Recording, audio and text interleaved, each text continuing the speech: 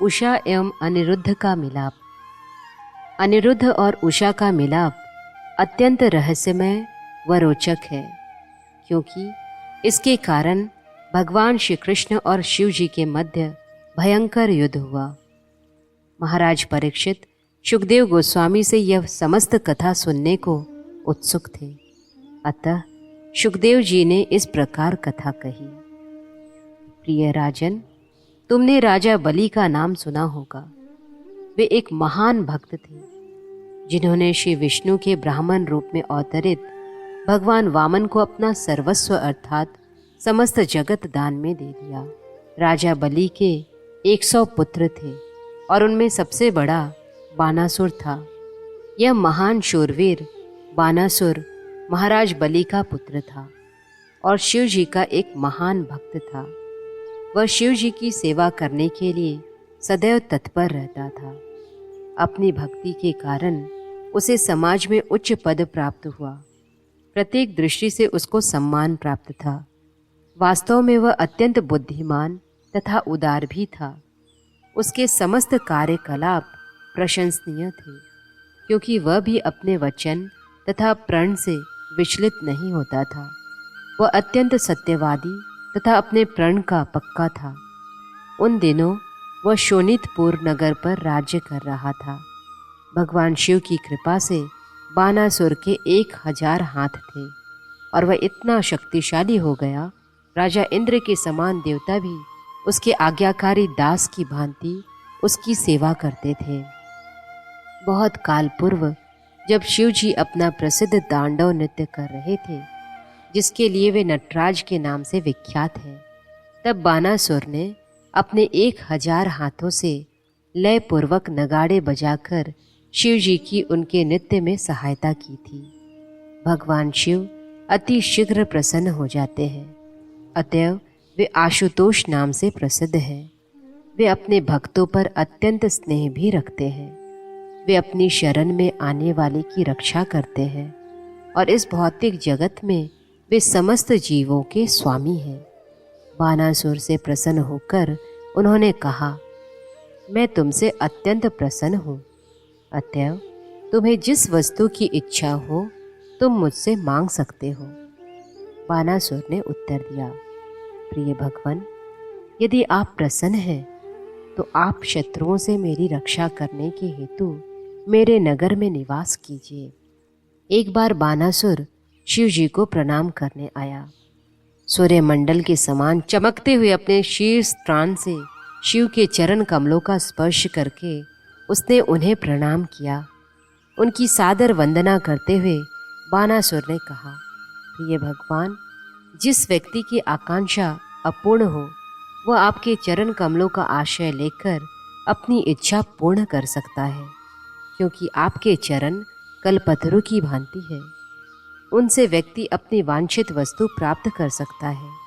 प्रिय भगवान, आपने मुझे 1000 भुजाएं दी हैं, किंतु मुझे समझ में नहीं आता कि मैं उनसे क्या करूं।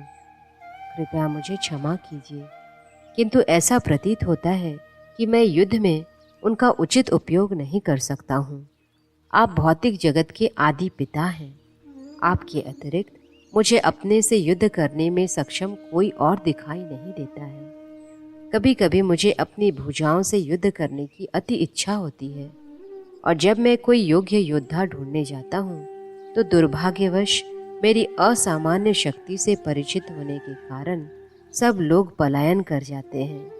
कोई योग्य प्रतिद्वंदी न मिलने से व्यग्र होकर अपने हाथों की खुजली दूर करने के लिए मैं उन्हें पर्वतों पर पटकता हूँ। इस रीति से मैं अनेक विशाल पर्वतों को छिन्न भिन्न कर देता हूँ। भगवान शिव समझ गए कि उनका वरदान बानासुर के लिए एक दुखदाई हो गया है, अतएव उन्होंने कहा, अरे दुष्ट, तुम युद्ध करने को अत्यंत उत्सुक हो और तुम्हें कोई युद्ध करने वाला नहीं मिलता है, अतएव तुम दुखी हो। यद्यपि तुम सोचते हो कि मेरे अतिरिक्त इस जगत में और कोई तुमसे युद्ध नहीं कर सकता है, किंतु मेरा कथन है कि अंततः तुम्हें अपने साथ युद्ध करने के लिए समर्थ व्यक्ति प्राप्त होगा। उस समय तुम्हारे दिन समाप्त हो जाएंगे और तुम्हारी विजय पताका फिर नहीं फहराएगी। तब तुम देखोगे कि तुम्हारी मिथ्या प्रतिष्ठा धूलि में मिल जाएगी। भगवान शिव के इन वचनों को सुनकर बानासुर अपनी शक्ति के मद से फूल गया। वह अत्यंत प्रसन्न था कि उसे कोई ऐसा व्यक्ति मिलेगा जो उनको छिन्न भिन्न करने में समर्थ होगा। तदुपरांत बानासुर अत्यंत प्रसन्नतापूर्वक घर लौट गया और सदैव उस दिन की प्रतीक्षा करता रहा जब एक योग्य योद्धा आकर उसके बल को चूर चूर कर डालेगा। वह बहुत ही मूर्ख असुर था। ऐसा प्रतीत होता है कि जब ऐसे मूर्ख आसुरी मानवों के पास भौतिक ऐश्वर्यों का बाहुल्य हो जाता है तब वे इन ऐश्वर्यों का प्रदर्शन करना चाहते हैं और ऐसे मूर्ख व्यक्तियों को इन ऐश्वर्यों की समाप्ति पर संतोष का अनुभव होता है। कहने का तात्पर्य यह है कि कृष्ण भावनामृत के लाभों से अनजान होने के कारण वे यह नहीं जानते कि अपनी शक्ति को उचित उद्देश्य के लिए किस प्रकार व्यय किया जाए। यथार्थ में मनुष्यों के दो वर्ग होते हैं, एक वह जो कृष्ण भावना भावित है और दूसरा वह जो कृष्ण भावना भावित नहीं है। जो कृष्ण भावना भावित नहीं है वे व्यक्ति सामान्यतः देव भक्त होते हैं, जबकि कृष्ण भावना भावित व्यक्ति श्री भगवान के भक्त होते हैं। कृष्ण भावना भावित व्यक्ति प्रत्येक वस्तु का उपयोग भगवान की सेवा के लिए करते हैं। जो व्यक्ति कृष्ण भावना भावित नहीं है वे प्रत्येक वस्तु का उपयोग इंद्र तृप्ति के हेतु करते हैं और बानासुर ऐसे व्यक्ति का एक आदर्श उदाहरण था। अपनी संतुष्टि के लिए वह युद्ध करने की अपनी असाधारण शक्ति का उपयोग करने के लिए अत्यधिक उत्सुक था। कोई प्रतिद्वंदी न मिलने पर वह अपनी बलशाली हाथों से पत्थरों पर प्रहार करता था और उनके टुकड़े टुकड़े कर डालता था। इसके विपरीत अर्जुन के पास भी युद्ध की असाधारण शक्तियाँ थीं, किंतु वे उनका उपयोग केवल श्री कृष्ण के लिए करते थे। बानासुर की एक अति सुंदरी कन्या थी जिसका नाम उषा था। जब उसकी अवस्था विवाह योग्य हो गई थी और एक रात्रि जब वह अपनी सखियों के मध्य शयन कर रही थी तब उसने स्वप्न में देखा कि श्री अनिरुद्ध उसके समीप थे और वह उनके साथ दाम्पत्य संबंध का उपभोग कर रही थी। इसके पूर्व उषा ने न तो कभी श्री अनिरुद्ध को देखा था न ही उनके विषय में सुना था। वह उच्च स्वर में पुकारती हुई स्वप्न से जाग गई, हे प्रिय, तुम कहाँ हो? अपनी सखियों के समक्ष इस प्रकार बात खुल जाने से वह किंचित लजा गई। उषा की सखियों में से एक का नाम चित्रलेखा था। वो बानासुर के प्रधानमंत्री की पुत्री थी। चित्रलेखा व उषा घनिष्ठ सखियां थीं। चित्रलेखा ने अत्यधिक जिज्ञासावश प्रश्न किया, हे सुंदरी राजकन्या, अभी तक तुम्हारा किसी किशोर से विवाह नहीं हुआ है, ना ही तुमने अभी तक किसी किशोर के दर्शन किए हैं। अतएव तुम्हें इस प्रकार पुकारते देखकर मुझे आश्चर्य हो रहा है। तुम किसे ढूंढ रही हो? तुम्हारा विवाह योग्य साथी कौन है? चित्रलेखा के प्रश्नों को सुनकर उषा ने उत्तर दिया, प्रिय सखी, मैंने स्वप्न में एक श्रेष्ठ युवक को देखा जो अतिशय सुंदर है। उसका वर्ण श्यामल है, उसके नेत्र कमल दल के समान हैं। उसने पीत वस्त्र धारण किए हैं, उसकी भुजाएं प्रलंब है और उसके सामान्य शारीरिक लक्षण इतने मुदित करने वाले हैं कि कोई भी किशोरी उसकी ओर आकर्षित हो जाएगी। यह कहते हुए मुझे अत्यंत अभिमान हो रहा है कि यह सुंदर युवक मेरा चुंबन ले रहा था और उसके चुंबन का मधुपान करने में मुझे अत्यंत आनंद का अनुभव हो रहा था। तुम्हें यह सूचित करते हुए मुझे अत्यंत दुख हो रहा है कि इसके तत्काल बाद वह तिरोहित हो गया और मुझे निराशा के भंवर में डुबो गया है।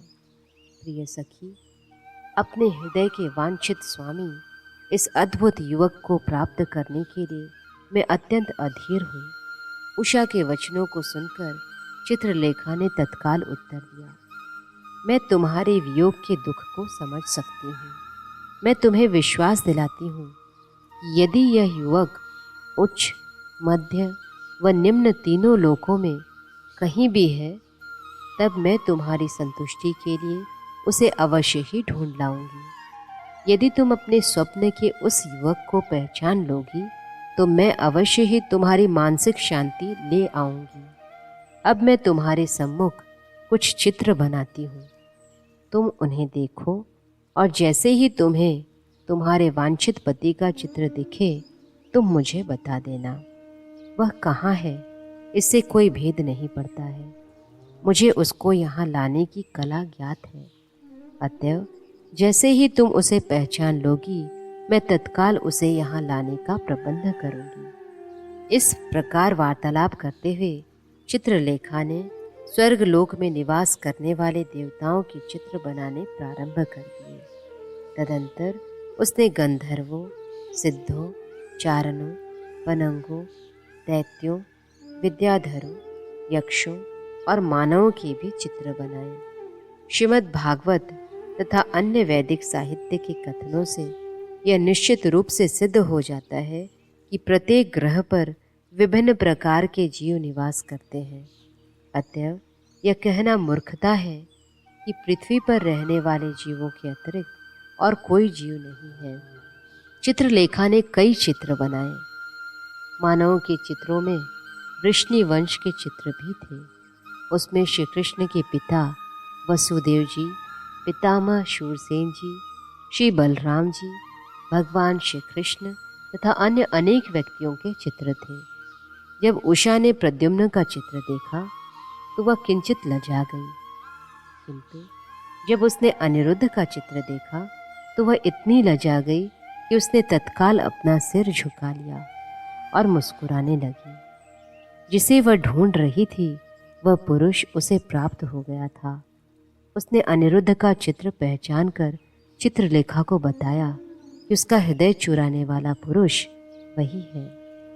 चित्रलेखा एक महान योगिनी थी। यद्यपि उसने तथा उषा ने न तो कभी अनिरुद्ध को देखा था न उनका नाम ही सुना था, तथापि जैसे ही उषा ने चित्र को पहचाना चित्रलेखा तत्काल ही समझ गई कि वह चित्र श्री कृष्ण के एक पौत्र अनिरुद्ध का है। उसी रात्रि में अंतरिक्ष मार्ग से यात्रा करके वह अल्पकाल में ही श्री कृष्ण के द्वारा सुरक्षित द्वारका नगरी में पहुंच गई। उसने महल में प्रवेश किया और अनिरुद्ध को अपने शयन कक्ष में एक भव्य शैया पर सोते हुए देखा।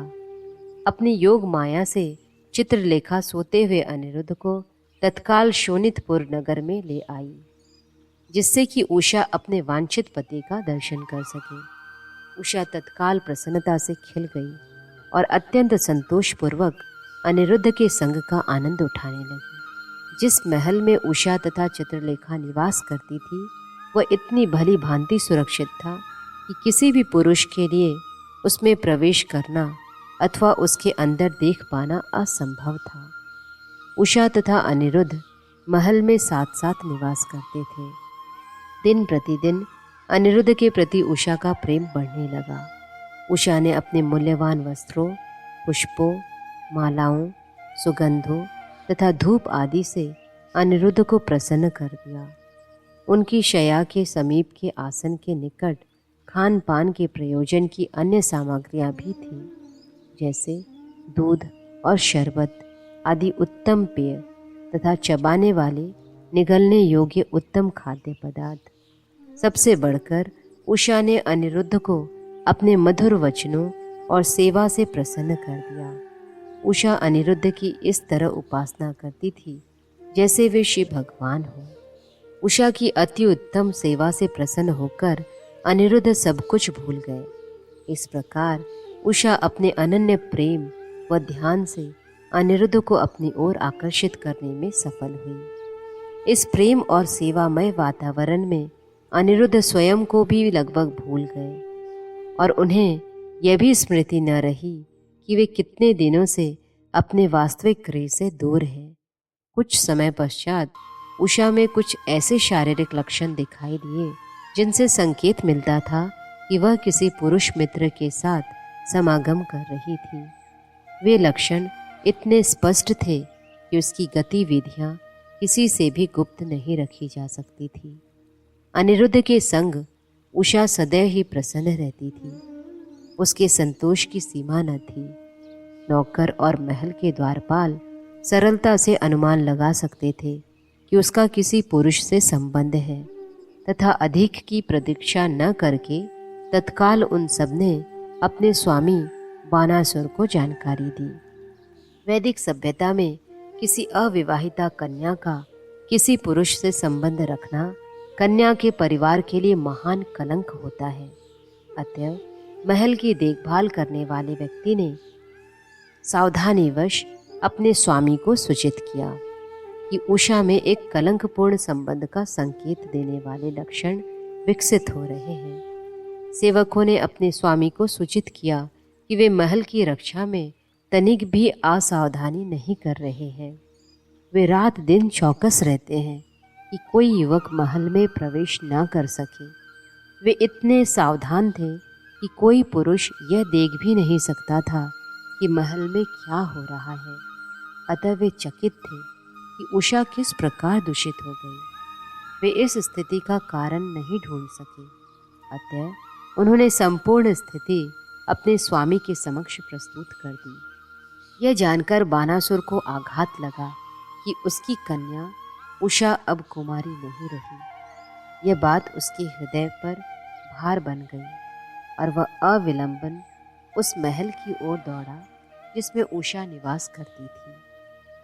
वहां उसने देखा कि उषा तथा अनिरुद्ध साथ बैठकर वार्तालाप कर रहे थे। साक्षात कामदेव प्रद्युम्न के पुत्र होने के कारण अनिरुद्ध तथा उषा साथ साथ बैठे अत्यंत सुंदर प्रतीत होते थे। बानासुर ने भी देखा कि अनिरुद्ध तथा उसकी पुत्री उषा की जोड़ी अत्यंत उपयुक्त है। फिर भी अपने परिवार की प्रतिष्ठा के लिए यह संयोग तनिक भी रुचिकर नहीं लगा। बानासुर यह नहीं समझ सका कि वास्तव में वह युवक कौन था। वह यह तथ्य समझ सकता था कि उषा तीनों लोकों में उस युवक से अधिक सुंदर अन्य किसी व्यक्ति का चुनाव नहीं कर सकती थी। अनिरुद्ध का वर्ण श्यामल व प्रभापूर्ण था। उन्होंने पीत वस्त्र धारण किए थे और उनके नयन कमल दल के समान थे। उनकी भुजाएं अतिशय लंबी थी और उनके केश काले और कुंचित थे। उनके प्रकाशवान कुंडलों की प्रकाशित किरणें और उनके अधरों की सुंदर मुस्कान निश्चय ही अत्यंत मोहक थी। फिर भी बानासुर अत्यंत क्रोधित था। जब बानासुर ने उनको देखा तब अनिरुद्ध उषा के साथ क्रीड़ा करने में संलग्न था। अनिरुद्ध ने उत्तम वस्त्र धारण किए थे और उषा ने उसे विभिन्न सुंदर पुष्प मालाएं पहनाई थी। स्त्रियों के स्तनों पर लगाया जाने वाला कुमकुम स्थान स्थान पर माला पर लगा हुआ था। इससे संकेत मिलता था कि उषा ने उनका आलिंगन किया था। बानासुर को आश्चर्य हुआ कि उसकी उपस्थिति में भी अनिरुद्ध शांतिपूर्वक उषा के सम्मुख बैठा था।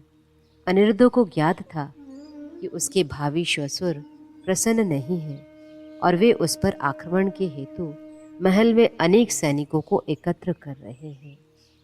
इस प्रकार अन्य कोई अस्त्र न प्राप्त होने पर अनिरुद्ध ने एक बड़ी सी लौह शलाका ले ली और बानासुर तथा उनके सैनिकों के सम्मुख खड़े हो गए।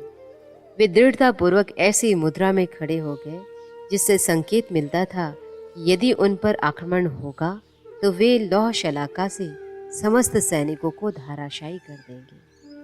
बानासुर तथा उनके सैनिकों ने देखा कि अपने अजेय दंड के साथ साक्षात यमराज की भांति वह युवक उनके सम्मुख खड़ा है। अब बानासुर के आदेश पर सभी दिशाओं से सैनिकों ने उन्हें पकड़ने व बंदी बनाने का प्रयास किया। जब वे सैनिक साहस करके अनिरुद्ध के सामने आए तो अनिरुद्ध ने उन पर शलाका से प्रहार किया और उनके सिर, पैर, हाथ व जंघाएं तोड़ डाली।